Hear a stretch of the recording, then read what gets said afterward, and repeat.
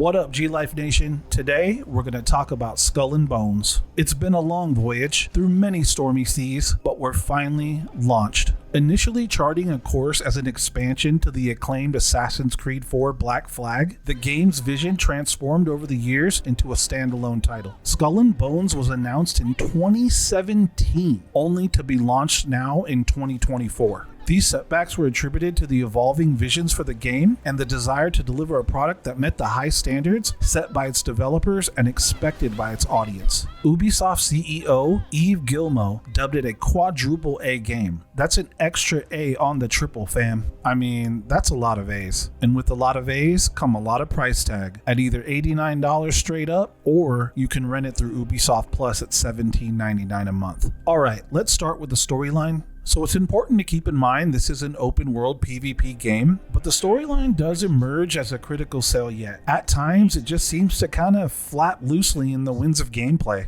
The game definitely diverges from Ubisoft's traditionally story-driven adventures, and it's this approach that leaves the main storyline feeling somewhat adrift, with missions that can become repetitive and lack the depth to fully engage players in a compelling narrative. So in my opinion, the story is pretty mediocre, but that's not where this game shines. This is a squad-based game. You get the homies, you go sail the seas, you pirate, you pillage, and you reap the rewards. So I don't know what I was expecting before I played the beta, but the sailing is controller based. So it's you sailing one ship. Preferably I would say using a controller is best for this type of sailing. And you can have up to 3 players in a squad. In a perfect world, I do wish there was a mode where you needed more than one person to sail your ship. You know, you have one person on sails, one person steering the boat, one person doing all the odds and ends. I mean, this aspect was really fun, but I guess that would eliminate the fleet aspect. It's just an entirely different beast and fun in its own way.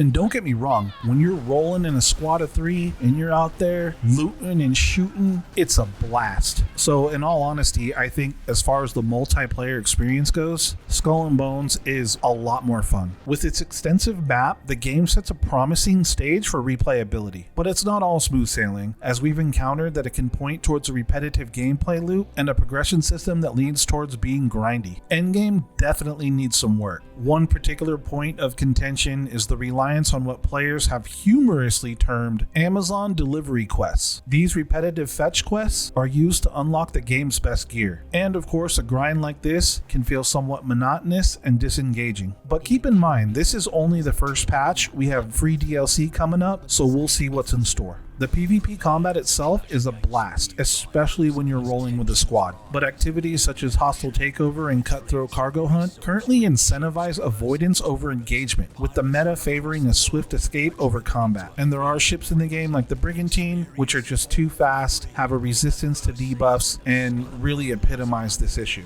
But I'm sure Ubisoft could integrate features to directly foster engagements that would easily fix these issues. So overall, I think the PvP is a blast and expect some updates coming soon. Visually, the game delivers a stunning and fully immersive pirate experience. The game is built on an older engine, so you will notice some lazy models here and there, and some issues with view distance, but the game will captivate you with its detailed ship designs and its dynamic ocean environment. And the audio kit itself is done really well, capturing the essence of seafaring life with an array of sounds that enhance the game's atmosphere. So in the end, is it worth the price tag? I don't know just yet, but I will say this. Ubisoft has already announced Season 1 Raging Tides, and it is free. Yes, there are, and I'm sure there will be more microtransactions in the game for cosmetics only, but as long as they keep rolling out the content and the updates free, it might be worth the $89 price tag. So with that, I'll take my chances out on the 7 Seas. Don't forget to like, comment, and subscribe, and if you join the Discord, maybe we can sail together. Peace out, GLYFE Nation.